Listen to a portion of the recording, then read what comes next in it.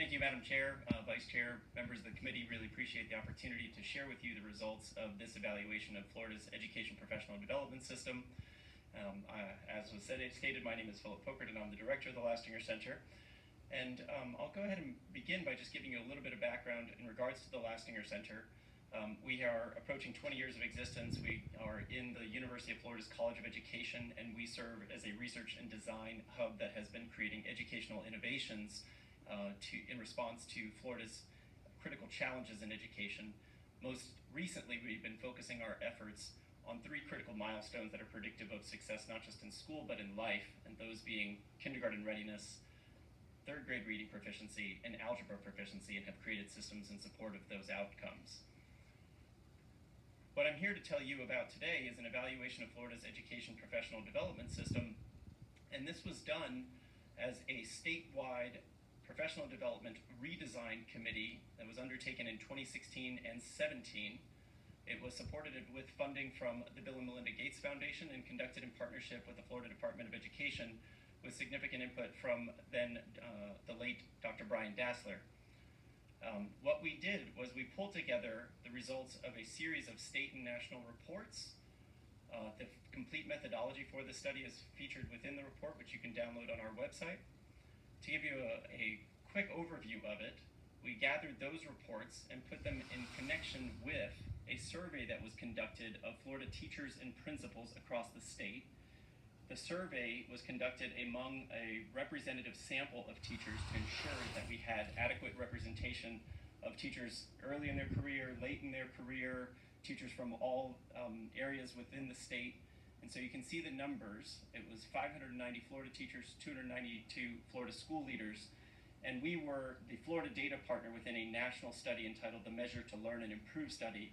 And what I'll share with you are those specific results just for Florida, but to understand that this was conducted as part of a national undertaking to understand teacher perceptions of professional learning, as well as a number of other topics which you'll see here listed: teacher evaluation, curricular materials, state standards. But again, what I'll be focusing on is the results exclusive to professional learning. We asked teachers to respond to a series of questions indicating their agreement. You may be familiar with Likert-style questionnaires, in which we asked them to strongly agree, somewhat disagree, or strongly disagree. And so what I'll be presenting to you is the results of their responses.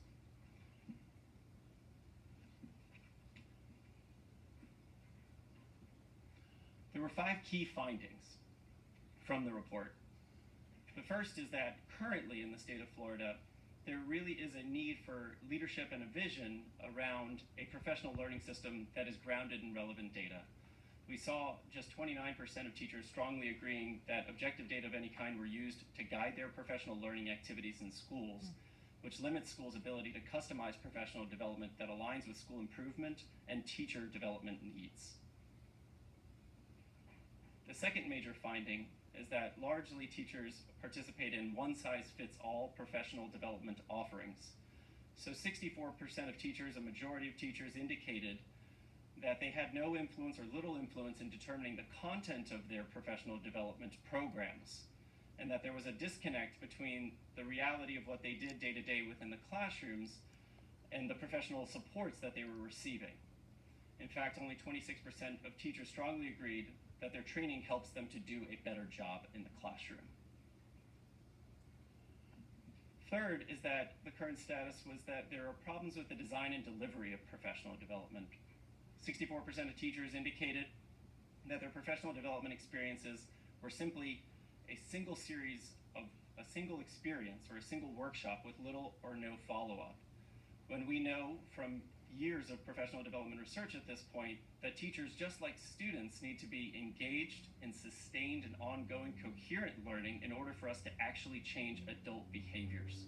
Single workshops do not necessarily develop the kinds of skill and knowledge that we need to see within the teaching workforce in order for them to have the adequate skills to be able to serve our students.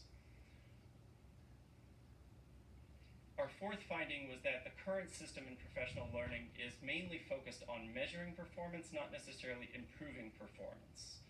And so 16% of teachers, or just 16% of teachers, indicated that the professional development available to them is sustained over time with adequate follow-up, and that the current system focuses mainly on counting and reporting what is counted rather than on understanding how we improve quality. In fact, only 12% of teachers strongly agree that their teacher evaluation actually guides the professional learning and support that they receive as a part of their participation in professional development. Our fifth and final finding within the report is that there is really a need for additional evidence on the impact of professional development on teacher and or student learning. So there is little evidence that the professional learning that we're undertaking has substantial impact on teacher practice in the classroom or on student outcomes. We found in research that professional development can have significant impacts when it is taken within a certain set of characteristics, ensuring that it's coherent, that it's aligned with specific content areas, that it's sustained over time, that it offers teachers the opportunity to implement and reflect on the success of those activities with a community of their peers. But when we do single workshops, these have little impact on actually changing adult behaviors and practice within classrooms.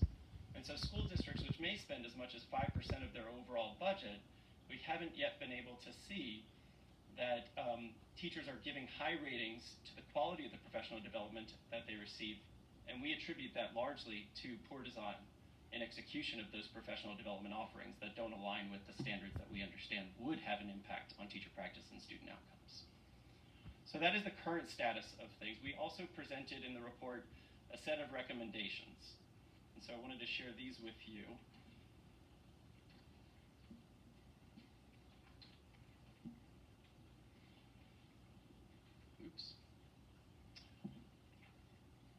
The first is that teachers really would like to see job-embedded and competency-based professional learning.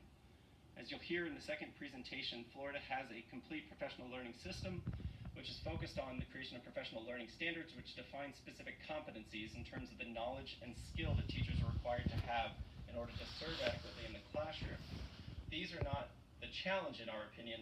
It's about following up in order to ensure the professional learning opportunities that are available to them are relevant to the development of that knowledge and skill, and that we are asking teachers to demonstrate their knowledge and competence against those standards in order to meet the requirements of recertification and helping them to stay